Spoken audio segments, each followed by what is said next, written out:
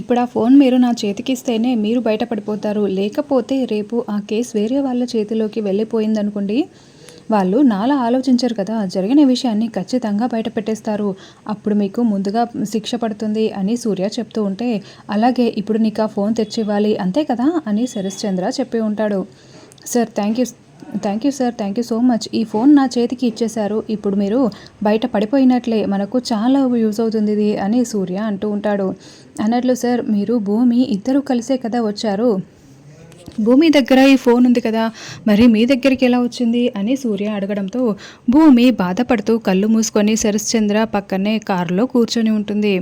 ఇదే అవకాశంగా తీసుకున్న శరశ్చంద్ర బ్యాగ్ పక్కనే ఉండడంతో ఆ బ్యాగ్లో ఉన్న ఫోన్ని తీసేసి జేబులో పెట్టుకుని ఉంటాడు. ఇది జరిగింది అని శరశ్చంద్ర చెప్పడంతో, ఓ అవునా, అయితే భూమికి మీ మీదున్న నమ్మకంతో ఈ ఫోన్ మీరు కొట్టేయగలిగారన్నమాట. ఇది నాకు చాలా యూజ్ అవుతుంది, మన ఇద్దరికి చాలా యూజ్ అవుతుంది ఇది అని సూర్య చెప్తూ ఉంటాడు. అయినా ఎందుకు సార్ మీరు గిల్టీగా ఫీల్ అవుతున్నారు అని సూర్య అడుగుతూ ఉంటాడు.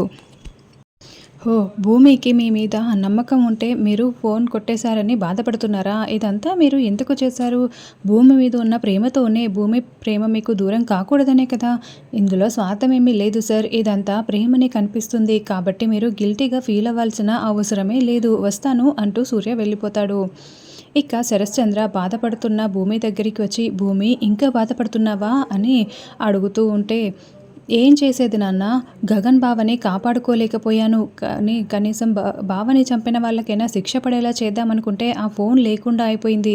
ఆ ఫోన్ నా దగ్గర ఉన్నప్పుడు నాకు చాలా ధైర్యంగా ఉండేది.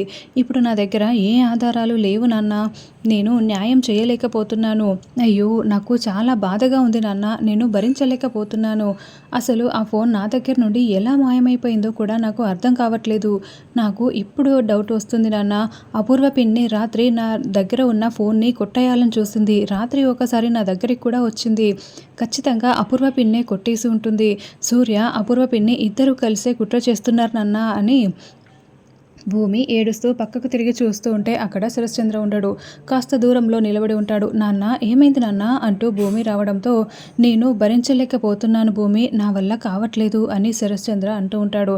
ఏమైంది నాన్న అని భూమి అడగడంతో, నీ గురించి ఏమీ తెలియనప్పుడు నీకు ఏమీ చేయలేకపోయాను, ఇప్పుడు అన్నీ తెలిసి కూడా నేను నీకు ఏమీ చేయలేకపోతున్నానమ్మా, అందుకే నాకు బాధగా ఉంది అని శరశ్చంద్ర అంటే, నాన్న అలా మాట్లాడకండి నాన్న, పుట్టగానే నాకు అమ్మ దూరమైపోయింది, నాకు ప్రేమను పంచిన గగన్ బావ కూడా దూరమైపోయాడు. ఇప్పుడు మీరే నాన్న నాకు అన్నీ కూడా, మీ ప్రేమ నాకు కావాలి, మీరెప్పుడు నాకు పక్కనే ఉండాలి నాన్న, అలా మాట్లాడకండి అని భూమి చెప్తూ ఉంటుంది.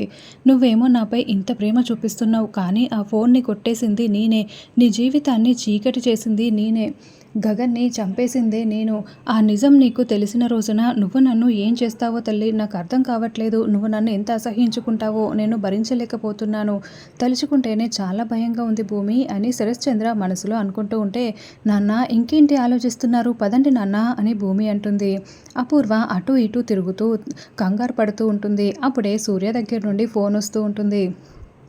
సూర్య ఏంటి, ఏం జరుగుతుంది అక్కడ అని అపూర్వ అడుగుతూ ఉంటే, మేడం నా ఫోన్ నా చేతికి వచ్చేసింది, మీ భర్త శరశ్చంద్ర గారే ఆ ఫోన్ని నా చేతికి ఇచ్చేశారు అని చెప్తూ ఉంటే, అవునా ఇచ్చేశారా, ఓ అందుకేనా ఆయన అంత ప్రేమగా ఆ భూమితో వెళ్ళింది ఫోన్ కొట్టేయడం కోసమా అని అపూర్వ మనసులో అనుకుంటూ, ఏదైతేనేం ఫోన్ నీ చేతికి వచ్చేసింది, నాకు రిలీఫ్గా ఉంది, అమ్మయ్య నన్ను బ్రతికించావు అని అపూర్వ అంటూ ఉంటుంది. సరే మేడం ఉంటాను అంటూ సూర్య ఫోన్ పెట్టేస్తాడు. మమ్మీ ఏమైంది అని నక్షత్ర వచ్చి అడుగుతూ ఉంటుంది.